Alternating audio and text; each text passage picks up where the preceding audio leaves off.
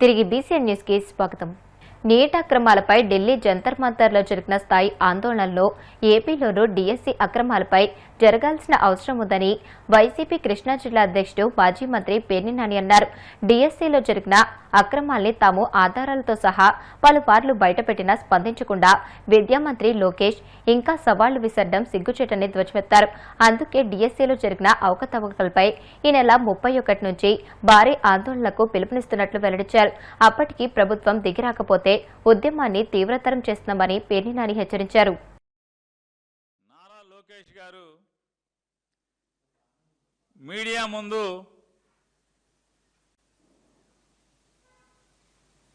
పెద్ద పెద్ద మాటలు చెప్తారు, మాటలు కోటలు దాటిస్తారు, కార్యకర్తలతో చప్పట్లు కొట్టించుకుంటాకి సొల్లు కబుర్లు ఎన్నో చెప్తారు. వాస్తవానికి ఆయన విద్యాశాఖ తప్పితే అన్ని శాఖలు చూస్తారు. అన్ని శాఖలు నాయే అంటారు, అన్నిట్లో ఏలాడతారు. ఏ మంత్రిని పనిచేయనివాడు విద్యాశాఖను మాత్రం గాలికి వదిలేస్తారు. కేవలం విద్యాశాఖను ఎందుకు వాడుకున్నాడా అంటే ఆయన డిఎస్సి రిక్రూట్మెంట్ అనే దాన్ని భ్రష్టు పట్టిస్తాకి మాత్రమే నారా లోకేష్ గారు విద్యాశాఖ మాచ్యులుగా తన పదవిని వాడుకున్న పరిస్థితి మనకు కనపడుతుంది. 2025 డిఎస్సిలో అసలు మొదలు పెడతామే. వెనకటికేదో సామెత చెప్తారు, కాపురానికి వచ్చిన రోజు తొలి రోజు చూడమని చెప్తారు అమ్మవారి భాగవతాన్ని. ఆయన మొదలు పెడతామే. డిఎస్సి అప్పటికే జగన్మోహన్ రెడ్డి గారు ఒక డిఎస్సి కన్వీనర్ను ఉంచారు. డిఎస్సి కన్వీనర్ ఒకవేళ అతను నచ్చలేదు, లేదు అతన్ని తరిమేసి ఇంకొక డిఎస్సి కన్వీనర్ వీళ్ళు మెచ్చినా వీళ్ళకి నచ్చినా వీళ్ళు ఎంచుకున్నా ఇంకొక అధికారిని డిఎస్సి కన్వీనర్గా పెట్టుకోవచ్చు. కానీ ఇక్కడ ఏంటంటే డిఎస్సి కన్వీనర్ ఏం చేస్తారు, పరీక్షలు నిర్వహిస్తారు. రిక్రూట్మెంట్ మొత్తం కూడా ఆయన నాయకత్వంలో ఆయన యొక్క పరిశీలనలో మొత్తం జరుగుతాయి. ఈ డిఎస్సి పరీక్షకి పేపర్ ఎవరు తయారు చేస్తారంటే ఎస్సీఆర్టీ వాళ్ళు చేస్తారు. ఇక్కడ గమ్మత్తు ఏంటంటే ఎస్సీఆర్టీ కన్వీనర్ ఒకడే, ఆయన్నే డిఎస్సి కన్వీనర్గా చేస్తారు. అంటే రెండిటికి పరీక్ష పేపర్ తయారు చేసే అతను, పరీక్ష పేపర్ చేసే వ్యవస్థ, పరీక్ష నిర్వహించే వ్యవస్థ రెండు ఒక మనిషికి ఇస్తారు. అంటే అక్కడే పారదర్శకత లోపించింది అనేది చిన్నపిల్లోడిని అడిగినా లేదా పెద్దగా చదువు రానటువంటి ఏ వ్యక్తిని అడిగినా, లోకజ్ఞానం ఉన్న ఎవరిని అడిగినా కూడా చెప్తారు. దీనికి పెద్దగా పండితులు అక్కర్లేదు.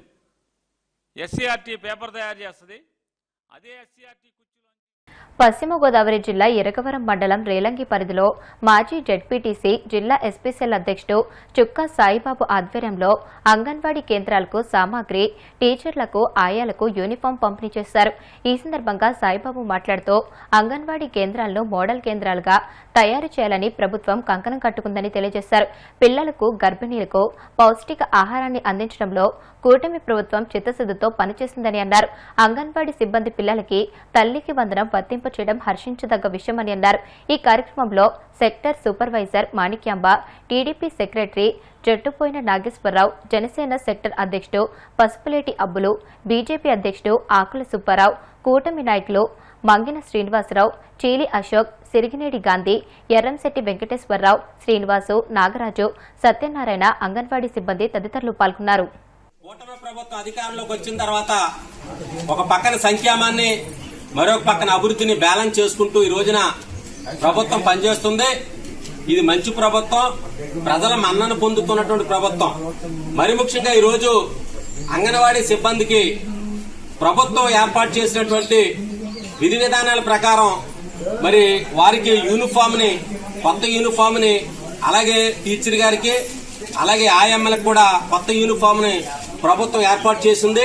అలాగే పిల్లలకి పౌష్టిక ఆహారం అందించాలనేటువంటి సంకల్పంతో అంగన్వాడీ కేంద్రాలు ఏ రీతిగా ఏర్పడ్డాయో వారికి మేలైనటువంటి ఆహారం అందించడానికి ఒక ప్రత్యేకమైనటువంటి విధానంతో ప్రభుత్వం లక్ష్యంగా భావిస్తే వారికి మరి వండి పెట్టడానికి మరి గ్యాస్ స్టవ్ని అలాగే కుక్కర్స్ను కూడా ప్రభుత్వం ఏర్పాటు చేసింది. ఎందుకంటే ఈ రోజున ప్రభుత్వం చిన్నపిల్లల విషయంలో ప్రత్యేకమైనటువంటి శ్రద్ధ తీసుకుని ఒక పక్కనే పౌష్టికాహారాన్ని, నాణ్యమైనటువంటి పౌష్టికాహారాన్ని అందిస్తూ అలాగే వారి ఆరోగ్య విషయంలో మంచి భద్రత ఏర్పాటుని కల్పిస్తూ ఈ రోజున అంగన్వాడీ కేంద్రాలని ఒక మోడల్ కేంద్రాలుగా తయారు చేయాలని ప్రభుత్వం కంకణం కట్టుకుంటుంది. మరి ముఖ్యంగా ఈ రోజున వారికి ఉన్నటువంటి కొన్ని డిమాండ్లని ప్రభుత్వం పరిష్కరించింది. అలాగే రీసెంట్ గా కూడా తల్లికి వందనం అనేటువంటి ఆ పథకాన్ని అంగన్వాడీ వారికి కూడా వర్తించాలని ప్రభుత్వం ఒక గుడ్ న్యూస్ కూడా ఇవ్వడం జరిగింది. అలాగే వారిలో కొన్ని డిమాండ్లు వేతనాన్ని కూడా పెంచడానికి ప్రభుత్వం ముందు ఆలోచన చేస్తుంది. ఎందుకంటే ఆర్థిక బడ్జెట్ కొంచెం తక్కువగా ఉండటం వల్ల ఆర్థిక పరిపుష్టి కొంచెం ఆర్థిక వ్యత్యాసాల వల్ల ప్రభుత్వం ఆలోచన చేస్తుంది. వీళ్ళంత త్వరలో కూడా వారికి లోకేష్ బాబు గారు అలాగే చంద్రబాబు నాయుడు గారు, పవన్ కళ్యాణ్ గారు కూడా గుడ్ న్యూస్ అందిస్తారని ఈ సభముఖంగా తెలియపరుచుకుంటూ ఈ రోజున సంక్షేమాన్ని దృష్టిలో ఉంచుకుని అభివృద్ధిని దృష్టిలో పెట్టుకుని కూటమి ప్రభుత్వం పనిచేస్తుంది. అలాగే మోడీ గారు కూడా కేంద్రంలో మరి ఆయన యొక్క సుస్థిరమైనటువంటి పాలనతో పిల్లలందరికీ కూడా మంచి పౌష్టికాహారాన్ని అందించాలని కేంద్రం కూడా కంకణం కట్టుకోవటం చాలా హర్షింపదగ్గ విషయం. ఈ రోజున మనం చూసినట్లయితే ఇది మంచి ప్రభుత్వం, ప్రజల మన్నన ప్రభుత్వం. ఇది ప్రజలకు ఇచ్చినటువంటి వాగ్దానాలను నెరవేర్చేటువంటి ప్రభుత్వంగా మనం భావించుకుని ఈ రోజున తణుకు నియోజకవర్గంలో మన స్థానిక శాసనసభ్యులు ఆరిమెల్లి రాధాకృష్ణ గారి యొక్క ఆధ్వర్యంలో ఈ రోజున అభివృద్ధి సంక్షేమం ముందుకు వెళ్తుంది.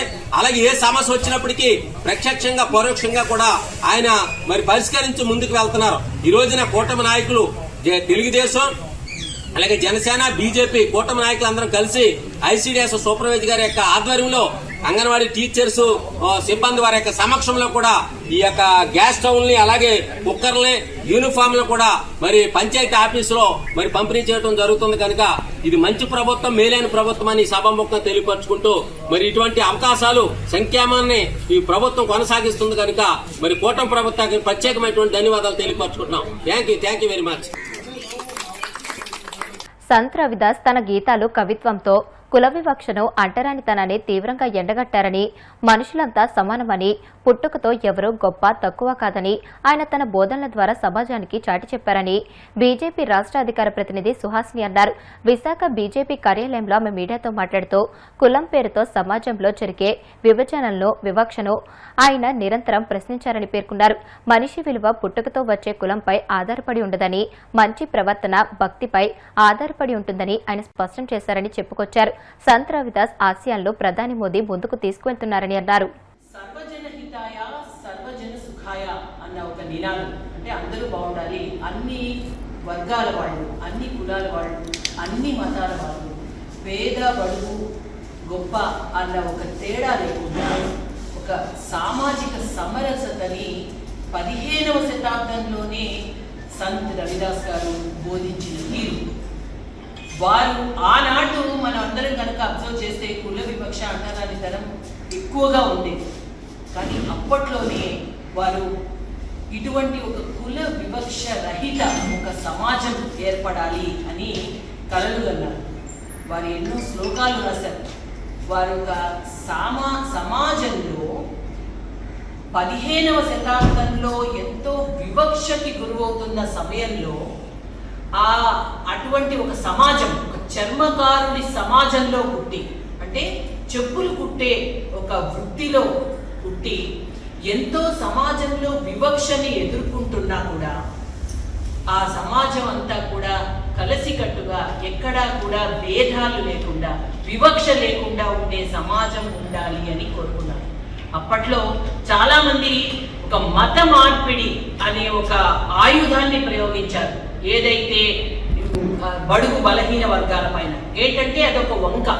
ఏంటంటే మీకు ఇటువంటి ఒక హిందూ ధర్మంలోనూ హిందూ సమాజంలో మీకు ఒక మర్యాద లేదు కాబట్టి మీరు ఈ మతం మారిపోతే మీకు అన్నీ వచ్చేస్తాయి, ఇక్కడ ఒక కులం ఉండదు, ఇక్కడ ఒక అణగారిన గొప్ప పేద అన్న భేదం ఉండదు అనే ఒక దీనికి లోను చేసి దాన్ని మత మార్పిడికి వారిని బలవంత పెట్టడం. కానీ ఆ సమయంలోనే, ఆ శతాబ్దంలోనే సంత్ రవిదాస్ గారు ఎటువంటి ఒత్తిడులకి లోనవ్వకుండా హిమాచలం వంటి ఒక అచంచలమైన ఒక దృఢ విశ్వాసంతో వారు నిలబడిన తీరు, ఏదైతే ఒక సమాజంలో ఒక అవకతవకలు ఉన్నాయో దానికి మతం ముడిపెట్టకూడదు, దానికి ఏ ధర్మమో దీనికి ఒక దాని వల్ల కాదు ఈ వివక్ష అని చెప్తూ ఒక ధర్మం అంటే హిందూ ధర్మంలో ఒక జ్ఞానం, ఒక విజ్ఞానం, ఒక సేవ,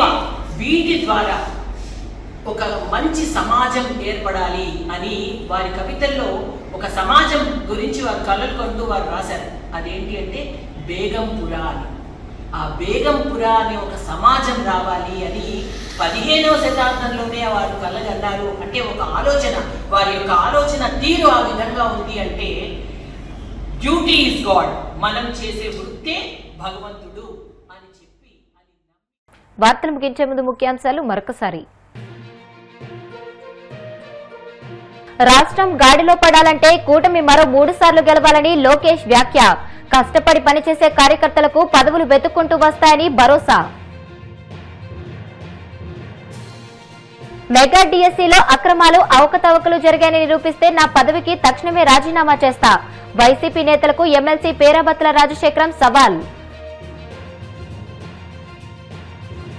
సింహాచలం గిరి ప్రదక్షిణ మహోత్సవంలో భక్తులకు కనీస సౌకర్యాలు కల్పించడంలో కూటమి ప్రభుత్వం నిర్లక్ష్యంగా వ్యవహరించింది. వైసీపీ విశాఖ జిల్లా అధ్యక్షుడు కేకే రాజు ధ్వజం. డిఎస్సీ అక్రమాలపై ఈ నెల 31 నుంచి కార్యాచరణ. ప్రభుత్వం దిగిరాకపోతే ఉద్యమం తీవ్రతరం చేస్తామని మాజీ మంత్రి పేర్ని నాని హెచ్చరిక. ఈ వార్తలు ఇంతటితో సమాప్తం. మరిన్ని వార్తల కోసం BC industrial YouTube channel, Facebook page ని ఫాలో అవ్వండి. అప్డేటెడ్ వార్తల కోసం ప్లీజ్ సబ్స్క్రైబ్.